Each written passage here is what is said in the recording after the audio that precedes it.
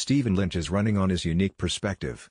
So is his primary challenger. To view the full article, click the first link in the description below. Rep. Stephen Lynch says it's very difficult to convey the scope and nuances of one's record in a debate-style format. However, this week, for the first time in the 2020 election cycle, the Massachusetts congressman had to do his best.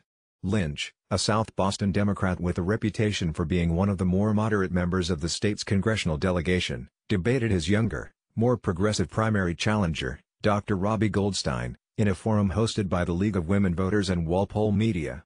Goldstein, a 36-year-old infectious disease doctor at Massachusetts General Hospital, is challenging the 65-year-old, 9-term incumbent amid a national wave of progressive enthusiasm that has resulted in the ousting of several longtime Democratic members of Congress.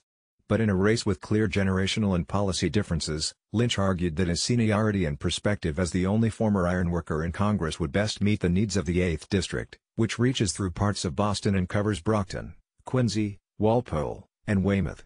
"There is nobody in Congress that brings that perspective," Lynch said. "There are a lot of doctors. Weve probably got 30 doctors. That doesn't bring a diverse perspective at all." Goldstein, who noted there are actually just 17 fellow physicians in the House and Senate, disagreed. While both candidates are white, he would also be the third openly gay person to represent Massachusetts in Congress, following Gerry and Barney Frank.